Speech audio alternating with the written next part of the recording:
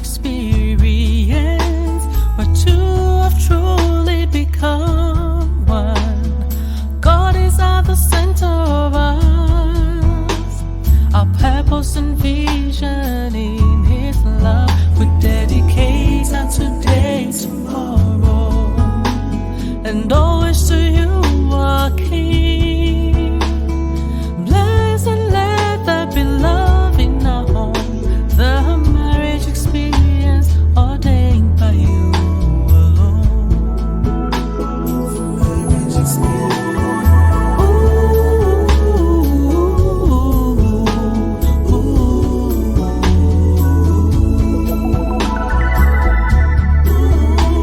The marriage experience ordained by You alone. Welcome to the Marriage Experience program with Ayokunle and Bosede Santos, where they explore what it means to cultivate a God-centric marriage, delivering realistic and biblical wisdom, pointers and insights from couples and individuals on the marriage journey.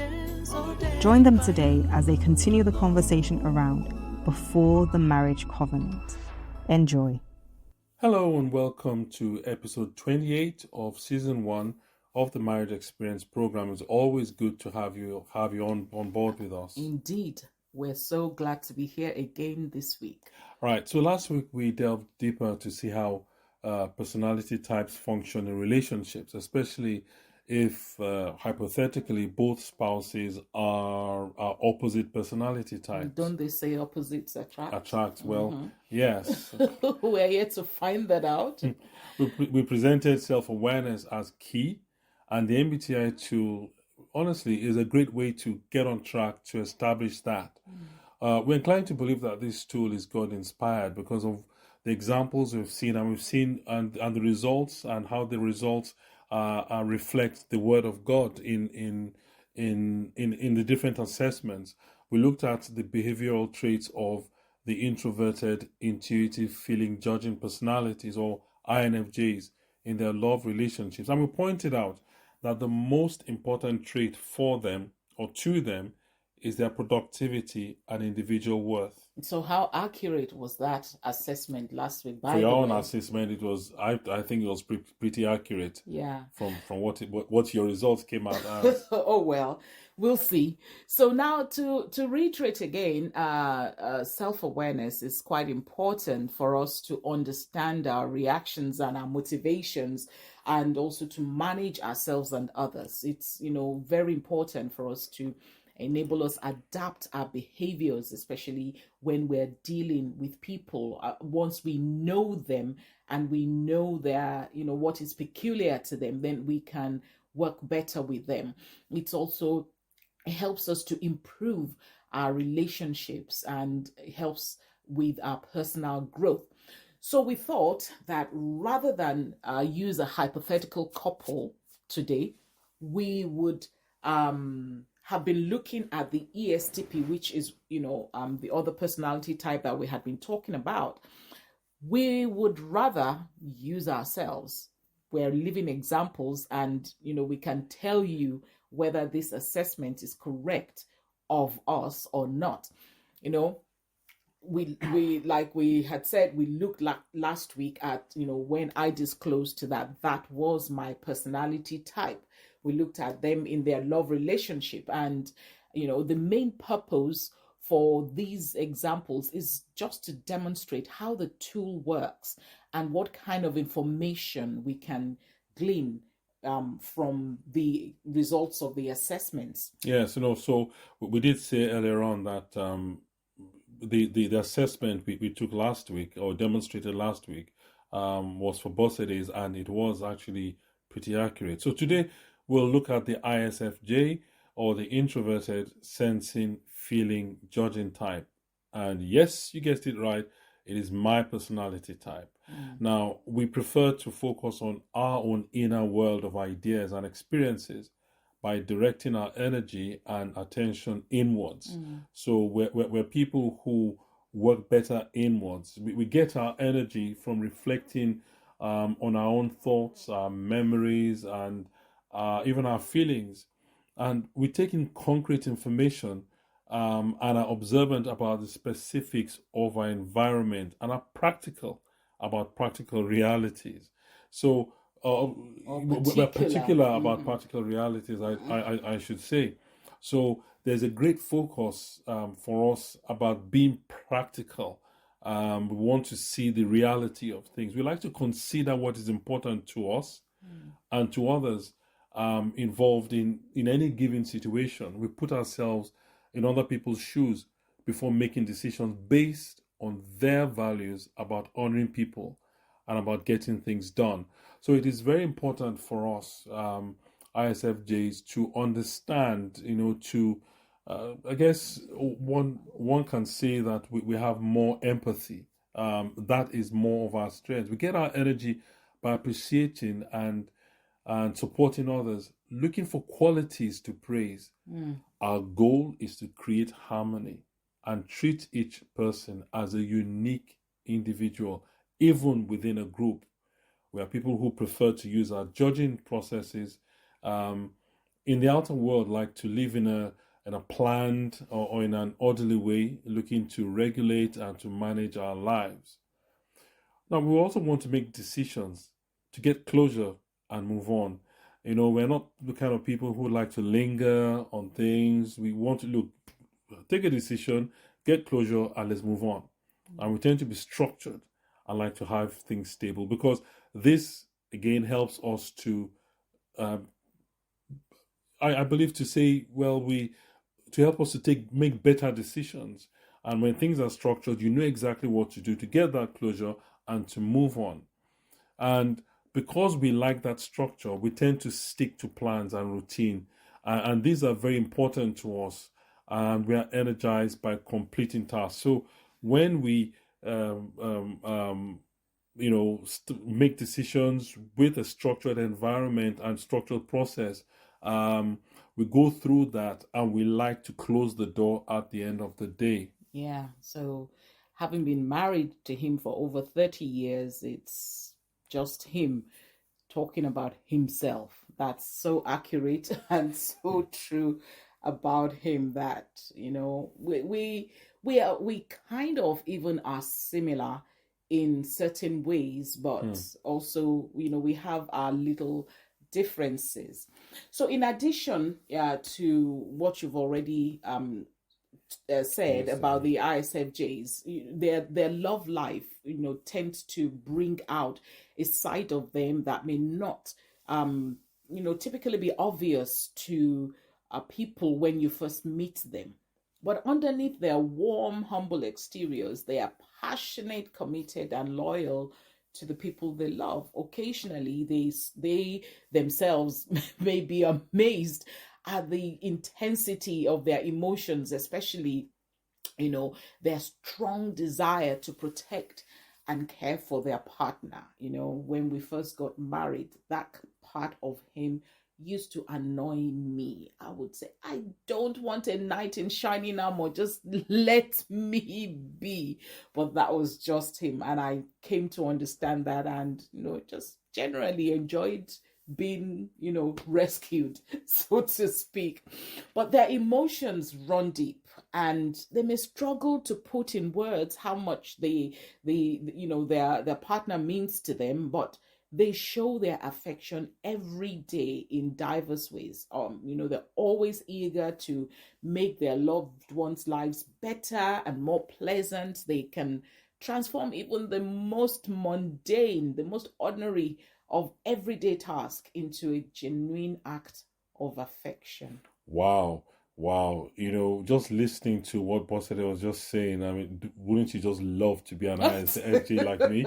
Yes, we're just the bee's knees, we're the very best. Yeah, but, that's just a joke. But really, what we've reiterated several times is that there is no right or wrong.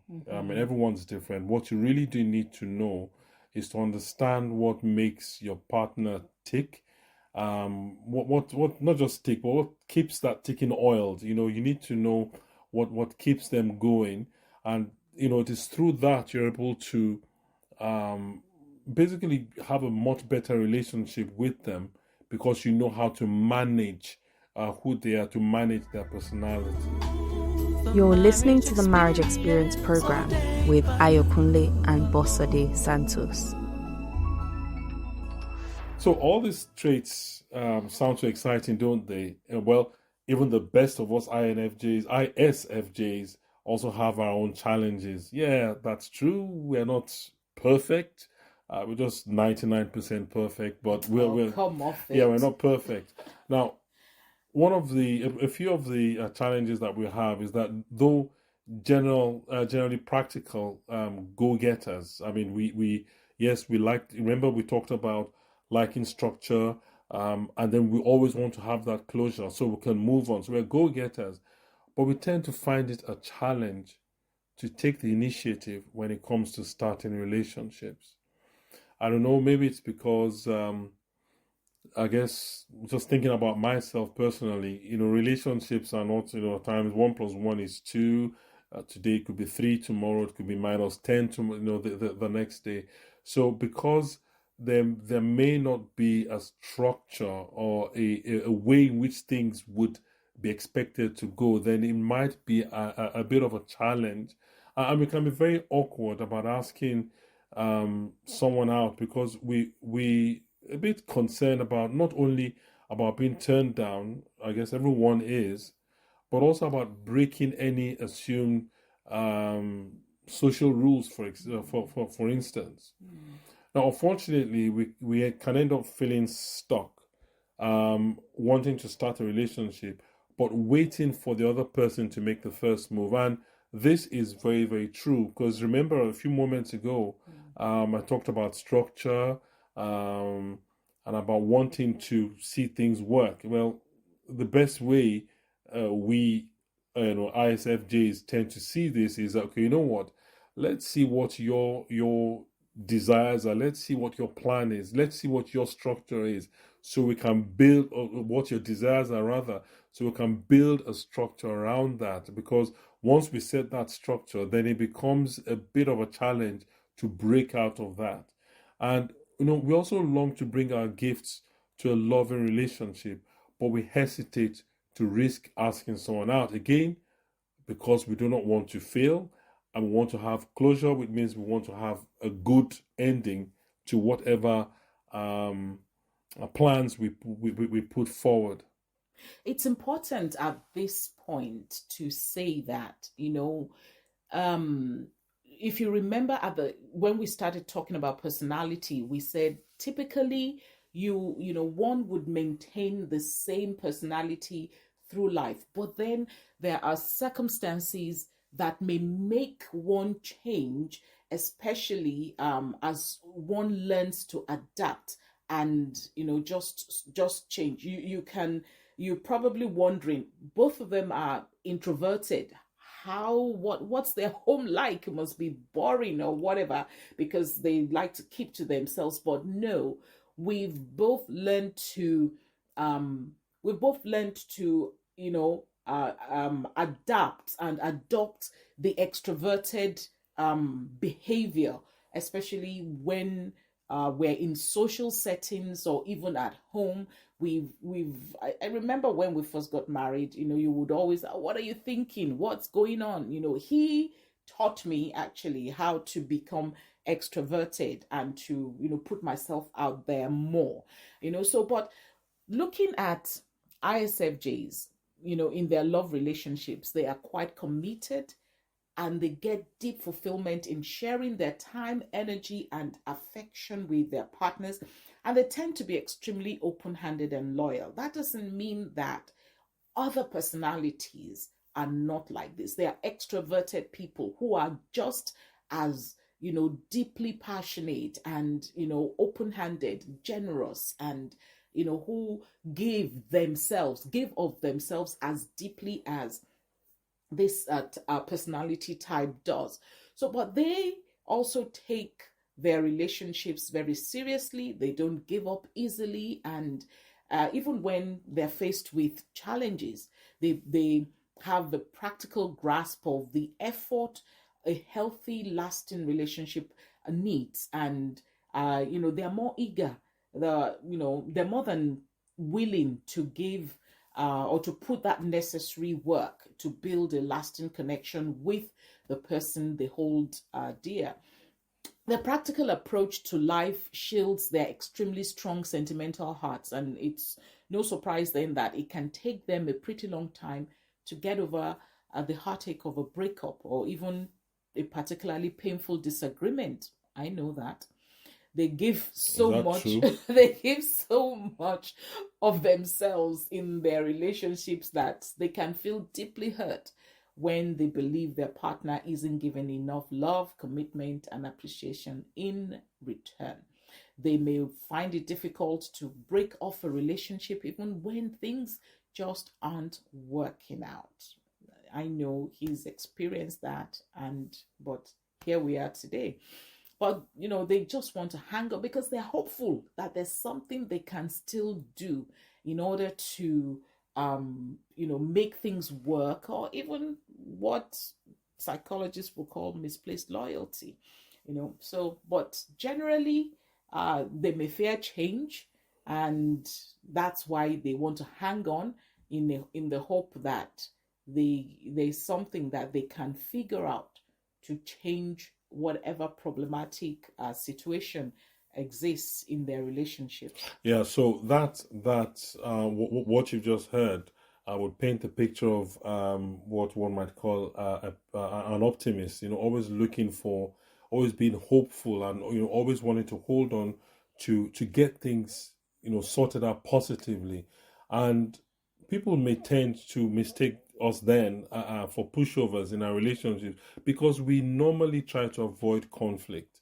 Again, that doesn't imply that we are pushovers or doormats simply because we want to avoid the conflict, but we also have a clear and firm set of opinions and preferences in all kinds of subjects. And when we feel like our partner isn't respecting our wishes, this is one of the challenging parts, because all our pent-up annoyance may eventually just erupt in the form of pessimism or resentment or having our heels dug in stubbornness. Yeah, because it almost feels like, well, look, I've given you this extension of the extension of the extension of the extension, and still you're not respecting it, and then boom, the whole thing explodes. Our devotion is to our partner may leave us feeling maybe unfulfilled unless they remember to honor their own hopes and dreams, the hopes and dreams that they see in us, rather. So in our heart of hearts, however, we ISFJs mostly want to ensure our partners are happy. We want to ensure that that everything is, everything goes on well with them, not just because we realize that, if our partners are happy, then we are also happy, but it's just a natural desire to see them happy. And if we balance this desire with a healthy amount of attention to our own needs and aspirations, we can enjoy exactly the sort of enduring and passionate bonds we've always desired.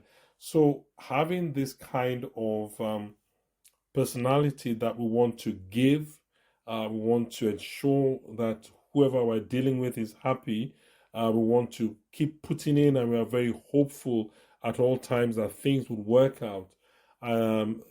The downside of it is that if we begin to feel that we're being taken for granted, and this is not just for spouses or in a love relationship or anything, when we begin to feel we are being taken for granted, then it's almost like we go to the other end of the scale and just put out the light. And that is one of the challenges that we face as people who are ISFJs. So it's important for us to, as couples, to recognize these quirks, if I may, in one another. And when we know that this is the way he responds, or this is the way she responds in certain situations, or this is the way she is even, in her natural tendencies, then then the spouse, the husband, is able to respect his wife better, or understand his wife better, and recognize that who she is who she is, and there's no point trying to shoehorn her into a mold of his own imagination, or vice versa, the woman trying to shoehorn her husband into what she had initially thought of, that the man that I end up with, the man that I get married to, must be like this.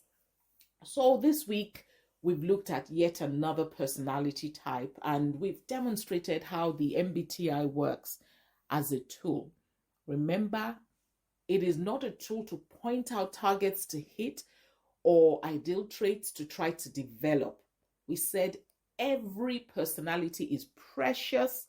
Every personality was given to every individual for a purpose.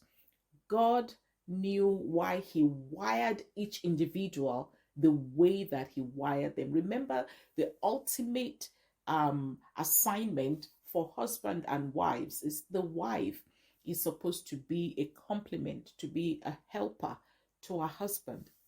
Both of them have the mandate of dominion. They have the mandate of rulership on the earth. So each individual now working together in sync. And if God has permitted both of them to come together, then their personalities will complement each other and will work for the greater good of their marriage and everything. Just as you said that, I just had a picture of a Ferrari and of a truck, for example.